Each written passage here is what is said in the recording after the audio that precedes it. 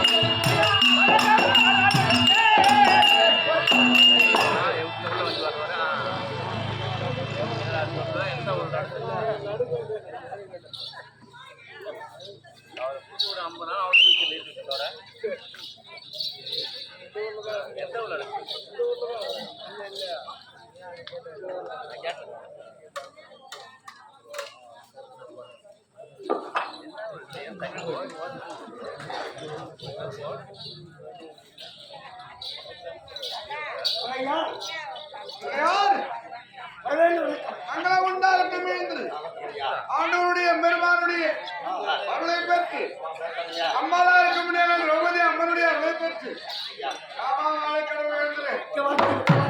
அவருக்கு முடியாத ஆசா என்னார் இணையார் என்று விளக்கம் தெரியும் உனக்கு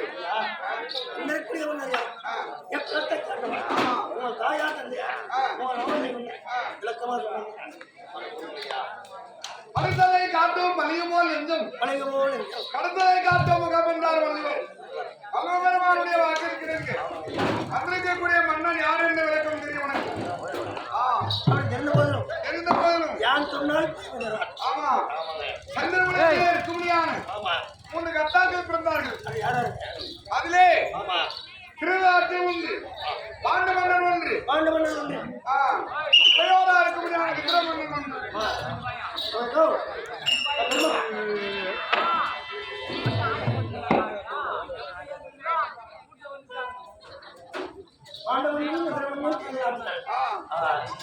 அப்படி திருநாட்டினக்கும் காந்தாருக்கு பிறந்து 100 பேர்கள் பிறந்தார்கள்.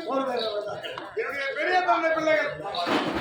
அதன் பிறகு பாண்ட மன்னனுக்கு 2 மனைவி, உத்தமாதேவி ஒன்று, மத்ராதேவி ஒன்று.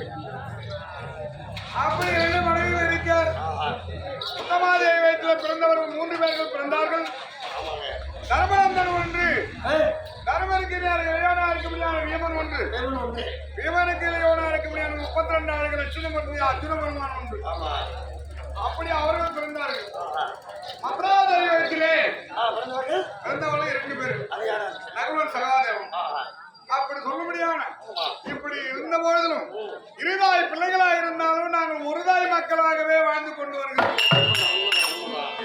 மக்கள் எல்லாம் சொல்வது குந்தமாதேவி என்ன மக்களை இவ ராஜாக்களை இவ ராஜாக்கள் அப்படின்னு தான் சொல்லுவாங்க தவிர அதாவது மத்ராதேவி என்ன மக்கள் சொல்ல மாட்டாங்க. அப்படி இருக்கக்கூடிய நேரத்தில் எதற்காக குந்தமாதேவி என்ன மக்களை இவ ராஜாக்கள் என்ன அப்படின்னு சொன்னா ஒற்றுமை ஒரு புறம் இருக்கு. என் தம்பியான பாண்டு மன்னன் அவதந்த முனிவர் கொடுத்த சாபத்தின் பிரகாரம் இருந்தார். அவதந்த முனிவர் கொடுத்த சாபம் அவர் ஏன் கொடுத்தாரு?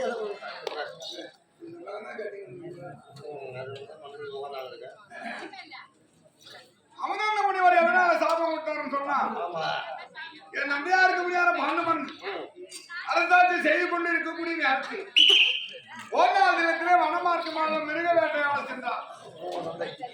அப்படி மிருக வேட்டையாட செல்லக்கூடிய நேரத்தில் அங்கே அவதந்த முனிவர் 1 தினத்தில் பகல் நேரத்திலே வனமார்க்கமாக வரும் பொழுது அவதந்த முனிவரும் அவர் மனைவியும் உல்லாசமா இருப்பதற்காகவே உருவத்தை மாத்தினாங்க. பகல் நேரத்தில் புணர்ச்சி செய்யக்கூடிய ஜீவன்கள் எது? அமதந்த முனிவர் என்ன செய்தாரு? மான் உருவம் எடுத்துட்டாரு. பகல் நேரத்தில் நம்ம புணர்ச்சி செய்ய போறாரு. அப்படி என்று மான் உருவம் எடுத்து அங்கே மனைவியும் அவருமாக சந்தோஷமா இருக்கும்போது அந்த நேரத்துல யாரு போடுது? அந்த மனமாக்குமா என்னுடைய தந்தையாருக்கு முடியாத பாண்டு மன்னன் சென்றார். பாண்டு மன்னன் சென்று நிறைவேற்றையாடக்கூடிய நேரத்தில் என் தந்தை விடக்கூடிய பாடமாகப்பட்டது அந்த மானின் மீது தைக்கவும் அந்த மானின் மீது தாங்கிய உடனே அந்த அவதந்த முனிவர் சுய உருவாழ்ந்தான்.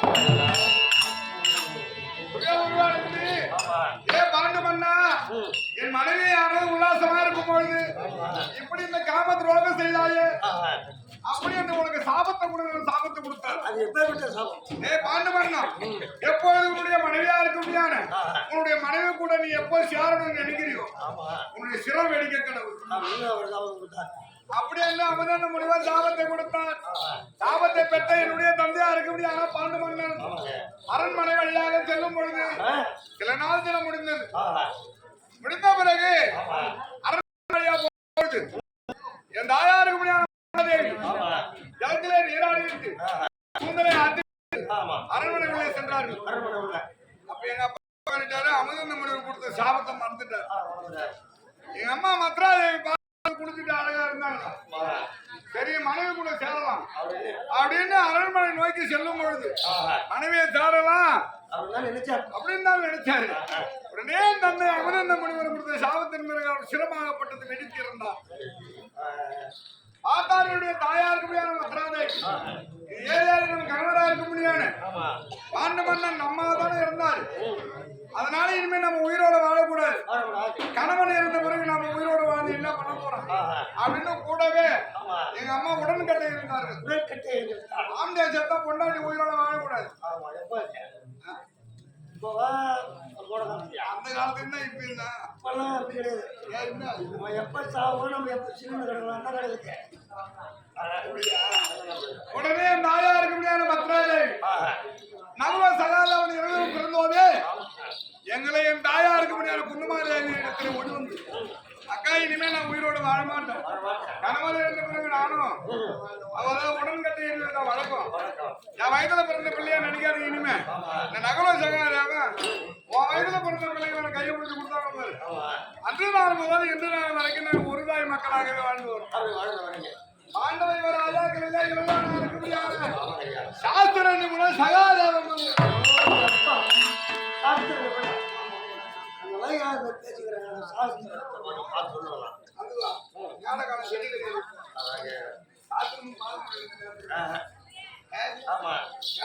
அவங்க வந்த வேலை அவங்க பேசுறாங்க.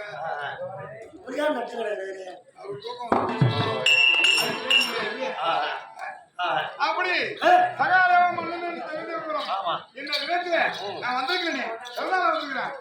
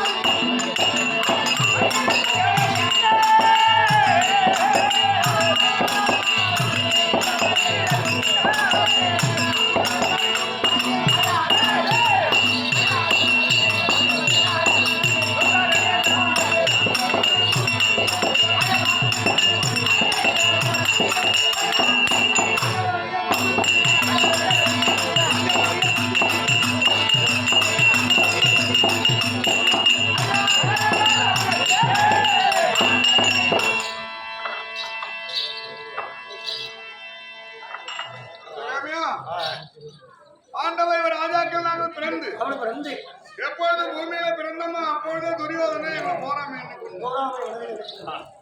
சின்ன ஒரு பலாக்கணிக்காக வந்த ஒரு போராமை.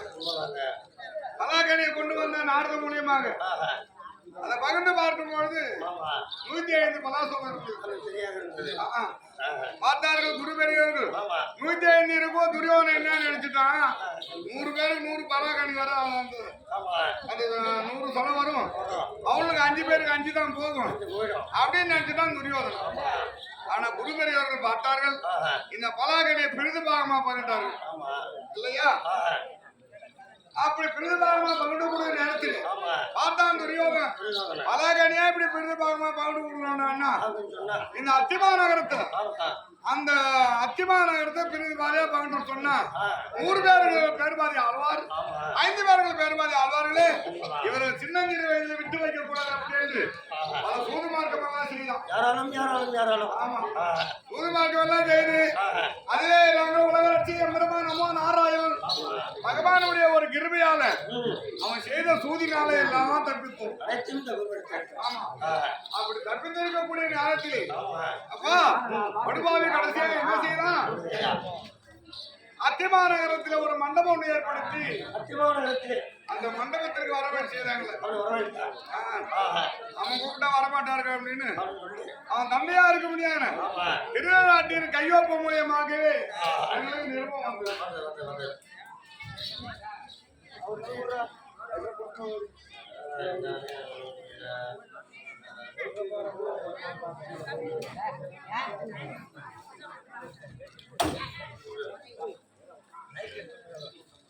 இந்த திருநாட்டிலும் என்னென்ன நிருபம் எழுதி அனுப்புறாங்க, சிரஞ்சீவி பாண்டவர்க்கு செல்வம் மெம்மையாலும் உண்டா பரஞ்சரி தம்பிமார்கள் மண்டபம் ஒன்று செய்தார் நிரந்தரமாகவேதான் நீங்களும் பார்க்க வேண்டி பரந்தரும் இதன் முன்னே வருகிறீர் அப்படின்னு நிறுவ எழுதி அனுப்பணும். நிறுவத்தை கட்டி அண்ணனா இருக்கணும் தர்மநந்தனும் ஐவர் ராஜாக்களும் அத்திமானவரும் செல்லும். அத்திமானவர் செல்லக்கூடிய நேரத்திலே ஐவர் ராஜாக்களுக்கும் அழியாத பத்தினியா இருக்கும் திரௌபதா தேவி ஆறுதல தாழ்வு அத்திமாநகரம் துரியோதனுடைய இருக்கக்கூடிய இல்லறம் இந்த அம்மா காலை எடுத்து வச்சாங்க. உடனே இந்த அம்மா பின்வாங்கிட்டாங்க. அது காரணமே யாருண்டாம் என்னவோ அம்பாலா இருக்கக்கூடிய திரௌபதாயை ராஜாக்கள் அமருமணியான சபையில வரக்கூடாது. ராஜ சபைக்கு பெண்கள் போகக்கூடாது. அதான் பாயிண்ட். ஆமா இவங்க வந்து அம்மாவும் இல்லையா? அதனாலே அந்த அம்மனை கொண்டு வந்து துரியோதனுடைய தாயாருக்கு காந்தாரி அரண்மனை கொண்டு எங்களை அவனை செய்தான் படுபாவி துரியோதனன் அவனை செய்து சூதாட்டமான துணையான் சூதாட்டமான துணையை நாடு நகரம் 38 வருவோட அனைத்துமே சூதாட்டத்தில் பாண்டவன் தோற்றுவிட்டார். துரியோதனத்துல தோற்ற பிறகு அம்மனை கொண்டு வந்து துர்ச்சாதனம் எடுத்து மதுரை வந்து மேடையை நிறுத்தி அம்மாவை கொண்டு வந்து துர்ச்சாதனம் துயில் கலைந்தார். அப்படி துயில் கலைக்கூடிய நேரத்தில் அட படுபாவி சண்டாளா அவன் என்ன சொல்றான் துரியோதனா அந்த திரௌபதா தேவியோட துச்சாதனா அதை மானபங்க செய்து என் வலது தடல கொண்டாந்து அமரம் செய்யலாம்.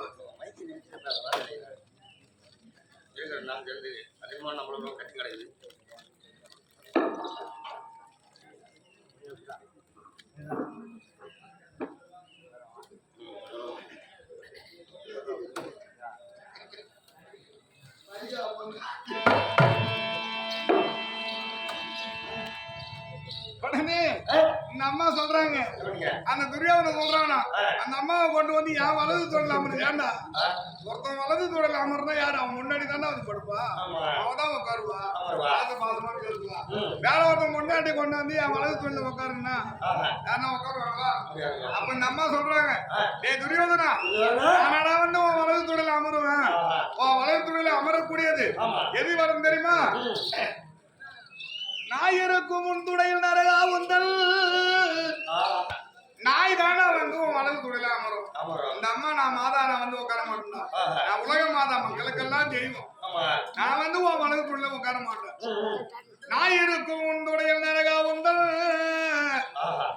இருப்பர் உன் காந்தாரி தங்கை அவர் துச்சலை தாரமாவாள் உன் தாயா இருக்கும்படியான காந்தாரியை கொண்டு வந்து நீ வலது துடையில அவனை செய்துடா.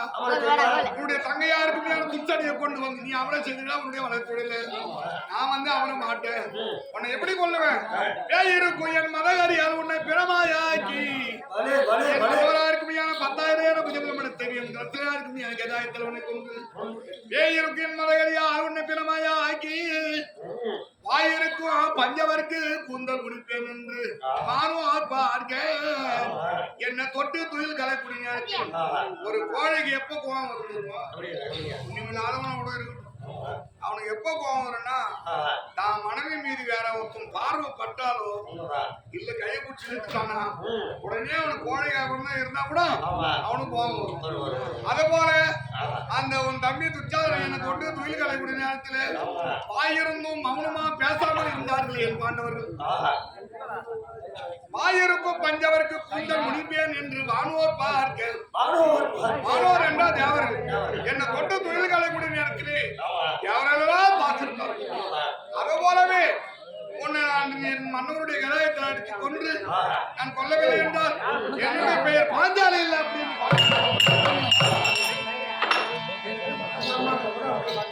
அப்படியே சபதம் எடுத்தார்கள்.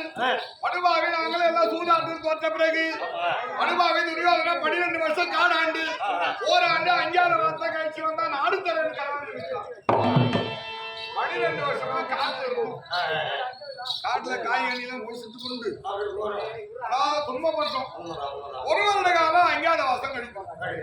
5வது வாசம் அப்படின்னு சொன்னா பாண்டவை ராஜாக்கள் நாட்டிலே இருந்தாலும் இவங்கதான் பாண்டவன் தெரியக்கூடாது.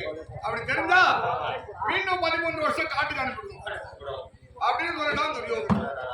அந்த வார்த்தைக்கிறங்க 1 வருட காலம் 5வது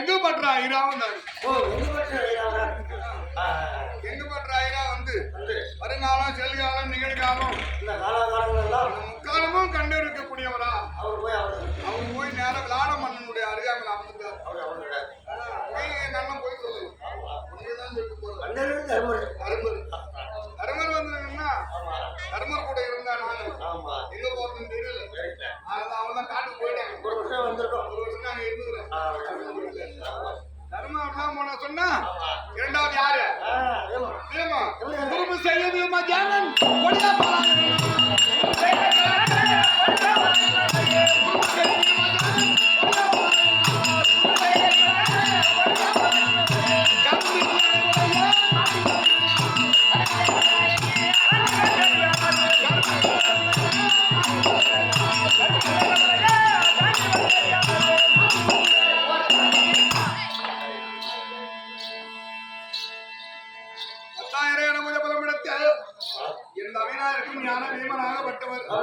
பலத்தை எல்லாம் அடக்கி உருவத்தை எல்லாம் மாற்றி பலாயுத்தனாகவும் போன வேலைக்கானாகவும் மடப்பள்ளியிலே மடையனாக சென்று நேரா விளாடபுரி பட்டணம் சென்று விளாட மன்னன் அருகாமையிலே சமையல் அறியாங்க வாசம் மன்னவனு ஒரு சமையல்காரன்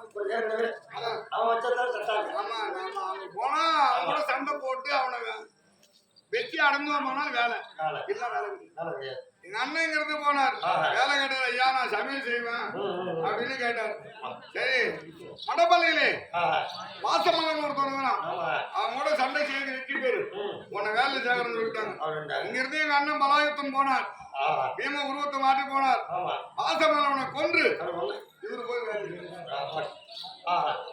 மூன்றாவது ஆனால் ஏற்கனவே கைலாய மலைக்கு சென்று வாசுபதகனை பெற்று தேவலோகம் சென்று தேவேந்திரனுடைய இன்னலை தீர்த்து அங்கே தேவப்பட்டத்தை ஆளும் பொழுது ஊர்வசி பரதநாட்டியம் ஆடினான் அப்படி பரதநாட்டியம் ஆடக்கூடிய நேரத்துல என் அண்ணனை பார்த்து ஆசைப்பட்டா ஊர்வசி அம்மா முடியாது தாயே உன்னை பார்த்தா என்னுடைய தாயை போன்று தெரியுது அப்படின்னு சொன்ன உடனே கோவம் வந்து போச்சு அவளுக்கு அப்ப சாபத்தை கொடுத்தாங்க ஏய் அர்ஜுனா எப்போதைய ஆசையை நீ தீர்க்கலையோ நீ இந்த அழகோட நீ ஊருக்கு போக கூடாது உங்க நாட்டுக்கு போக கூடாது நீ இந்த அழகெல்லாம் இல்லாம ஆணும் இல்லாம பெண்ணு இல்லாம அரிரூபி பேடியாக போக ஊர்வசி சாபத்தை அந்த சாபத்தின் பிரகாரம் அந்த சாபம் ஒரு வருஷ காலையை கடந்து பயன்பட்டு ஊர்வசி கொடுத்த சாபத்தின் பிரகாரம் ஆணும் இல்லாம பெண்ணு இல்லாம அரிரூபி பேடியாகவே சென்று ராமமன்னனுடைய மகளா இருக்கக்கூடிய ருத்திரிக்கு பலன் அடையாத்து கொடுத்தாங்க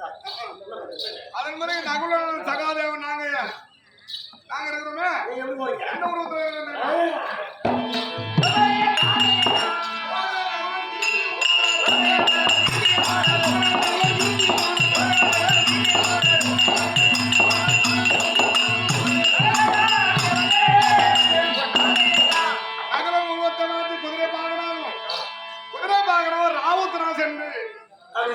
அங்க விளாடபுரி பட்டணத்துல நான் ஒரு தந்திர பாவனா போனோம் ஆடுபாடு கண்ணீர்லாம் தலைவனா நாங்கதான் இப்படி போயிட்டேன் எங்களுக்கு எல்லாம் ஐயாத பத்திரி அந்த அம்மா இருக்கிறாங்க அந்த அம்மாவுக்கே காலை விதி வாசம் நம்ம எல்லாம் சும்மா அவங்க விதி அவங்க என்ன செய்யறாங்க உருவத்தை மாத்திட்டாங்க பாஞ்சால வந்தவத்தில் வந்து பயப்படியாங்க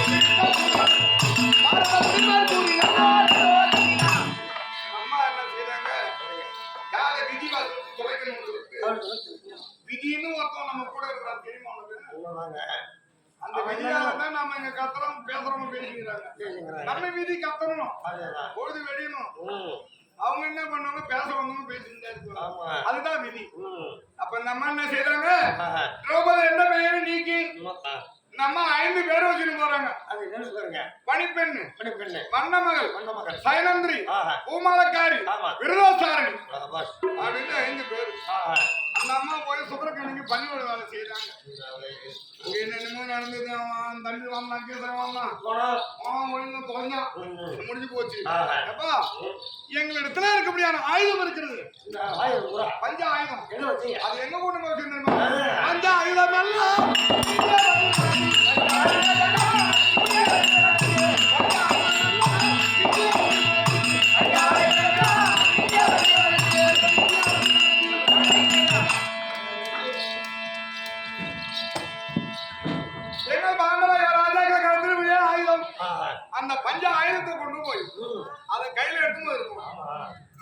பாண்டவர் கண்டுபிடிச்சிட்டோம்னா தெரிஞ்சு போச்சே. தெரிஞ்சிருங்க. அதனால அந்த ஆயுதத்தை கொண்டு போய் விளாடபுரி பட்டணத்துல ஒரு காளி கோயில் உண்டு. ஆமா. அந்த காளி கோயில் அருகாமையில வன்னி மரம், பெரிய வன்னி மரம். ஒரு வண்டி மரம். அந்த வன்னி மரத்துக்கு பொந்து எடுத்து அது என்ன எங்க அண்ணன் சொன்னாரு, வேற யாரும் வந்து எடுத்துனானு என்ன ஆகுது? சரி வராது. பாண்டவர் கரம் பட்டால் மட்டும்தான் இது ஆயுதமா தெரியணும். அப்படி மொத்தம் வேற யாருன்னா இதை தொட்டார் ஆனால் பரமமா போகிட பெருகிட சாமம்.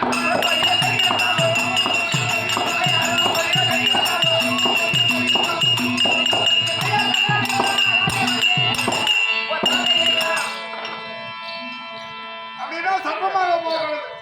வேற யாருன்னா கரம் பட்டான். இது எப்ப தெரிஞ்சுன்னு சொன்னா, விளாடபுரி பட்டணத்திலே துரியோதனை படுபாவை சந்தானம் தன்னுடைய நண்பனை விடுத்து ஆடுமான கண்ணுலாம் பசுகளெல்லாம் மறைக்கலாம் சொல்லிட்டான். இருக்காதவன் தான் பசுப்பந்தெல்லாம் மறைக்க போயிட்டான். வடகோடி காலத்துல இருக்க முடியாத பசுப்பந்தைகள், தென்கோடி காலத்துல இருக்க முடியாத பசுப்பந்தைகள் எல்லாம் மறையக்கூடிய நேரத்துல அதன் பிறகு படுபாவை துரியோதனை விளாடபுரி பட்டணத்துல இருக்க முடியாத பெண்கள் எல்லாம் அதை கட்டி சூறையாடுவதும் தீவிட்டு கொழுந்துவதும் இப்படியா இருந்தான். அதனால உள்ள யாரும் வராத அளவுக்கு பொண்ணு பூரா தலைப்பா கட்டிட்டு கையில கழுத்துல வாழாடி எழுந்து கொண்டு வராடி அந்த மெத்த மீது நின்றுட்டு இருந்தாங்க. அந்த நேரத்துல பள்ளிக்கூடம் போய் வந்தானே, யாரு பாடசாலை போய் வந்தாங்க. அம்மா என்ன காரணம் கேட்கும், ஞாபகத்தை சொல்லுவோம். மாடு மடைக்கு வர்றோம் அதானே, நான் போய் வரேன், எனக்கு சாரதி ஒரு ஆள் வேணும் அப்படின்னு கேட்ட உடனே பனிமண்ணை கூட்டுக்கு அவங்க கேட்டாங்க. அவங்க எங்க அண்ணனை காட்டி விட்டாங்க. உடனே எங்க அண்ணன் பேடி சென்றார். தலைமோடியும் போகும்போது வேறு உத்தரவுமாரா பன்னிமரத்துல ஆயுதம் எடுத்து உடனே உத்தரவுமாரம் போனா அந்த பன்னிமரத்துல ஏறி ஆயுதம் எடுத்தோம். நாங்க சாதம் வேற யாராயும் தொட்டா அரவமா போகணும். இவன் மாதிரி உத்தரவுமாரம் அந்த ஆயுதத்தை எடுக்கலான்னு எடுத்தாரு. 5 தலை சர்ப்பமாக எடுத்தாரு. உடனே எங்க அண்ணன் போய் எடுத்தாரு. அப்புறம் உத்தரவுமாரம் கேட்டா, ஏன் நீங்க தொட்ட மாட்டது ஆயுதம் தெரியுது, நாங்க தொட்ட மாட்டோம் சத்தமா வருது அப்படின்னு நடந்தது. அதன் பிறகு அசுமானிகளை மனைவி வீடு வரும்போது என் அண்ணன் தர்மநந்தனும் அங்கே விளையாட பண்ணணும் பாச்சி ஆடிக்கொண்டிருக்கிறாரு. ஆடிக்கொண்டிருக்கக்கூடிய நேரத்தில் வெற்றியெல்லாம் தர்மநந்தன் பக்கமே. உடனே விளையாடணும் கோபம் அதிகரித்து பாச்சி ஓங்கி அடிச்சார். அடித்த உடனே பாச்சியாருடைய பட்ட உடனே உதரம் சாதித்த உடனே அறியாமல் வீமன் எழுந்தார். எழுந்து கோபம் அதிகரிக்கும் பொழுது ஒரு அப்படின்னு தெரிவித்தார் அண்ணன். இவங்க பேசிக்கொண்டே இருக்கும் போதே அர்ஜுனனும் அந்த ருத்ரகுமாரன் வந்தாங்க. ருத்ரகுமாரன் வந்தா நான் தான் கதை மாணவர்கள் அப்படின்னு சொல்லி 13 குழந்தை 14 பிறந்து விட்டு 14 பிறந்த உடனே என் திரும்பவும் காட்டுக்கு செல்லுவோம் அப்படின்னா இவர் ராஜாக்கும் உடனே விளாடமண்ணு, ஐயா பாண்டவர்களே நீங்க நில்லுங்கள். அது ஏனென்றால் இவ்வளவு காலமாக 1 வருட காலமா இருந்தீங்க. அர்ஜுனாகப்பட்டவர் என்னுடைய மகளா இருக்கக்கூடிய ருத்ரிக்கு பரதநாட்டியம் கத்துக்கிட்டாரு. அதனால வந்து குருகாணிக்கு கொடுக்கணும். அந்த குருகாணிக்கு எப்படியாப்பட்ட குருகாணிங்கன்னா காலங்கள் பூரா உறவு முறை மாறாமல் அப்படியாப்பட்ட குருகாணி என்னன்னு கேட்டா, அந்த அம்மா ருத்ரி இருக்கிறாங்க. ருத்ரியா அர்ஜுனன் திருமணம் செய்துட்டோம் அப்படின்னு சொன்னார்கள். உடனே எங்க அண்ணன் எழுந்து, நான் குருவா இருந்து பரதநாட்டியம் கத்துக் கொடுத்ததுனால எனக்கு மகளாக வேண்டும், அதனால கல்யாணம் செய்து கொடுக்கணும்னா என் மனைவி சுபத்திரைக்கு எனக்கு அபிமன்னன் இருக்கிறான், அபிமன்ன கல்யாணம் செய்து கொடுங்க அப்படின்னு சொல்றாங்க. அந்த வார்த்தைக்கு வந்து அபிமன்னனுக்கும் அந்த ருத்ரிக்கு திருமணம் நடந்தது. எனக்கு தாமரை சீதனமா இந்த உபலாயபுரி பட்டணம் கொடுத்தாங்க. நாடு கொடுத்தாங்க. நாடு கொடுத்த நாடு இது விளாடமண்ணன் கொடுத்த நாடு. எனக்கு நாட்டை கொடுத்து உபலாயபுரி பட்டணம் என்று பெயர் வைத்து எந்த ஒரு குறைபாடும் இல்லாமல் பாண்டவை ராஜாக்கள் தனித்தனி அரண்மனை நிமித்தோம். 5 அரண்மனையிலே அவரவர் இருந்து கொண்டு வருகிறோம். அதனால இந்த நேரத்துல ஏதோ யாரோ என்னை தேடி வர மாதிரியே தெரியல. சக்தி ஒன்று சமயமலை உருவாக்கக்கூடிய அம்பாள் பட்டாபிஷேக பத்திரம் திரௌபதி அம்மனுக்கும் சபையில் அமர்ந்தக்கூடிய பெரியவர்களுக்கும் தாய்மார்களுக்கும் சகோதர சகோதரர்களுக்கும்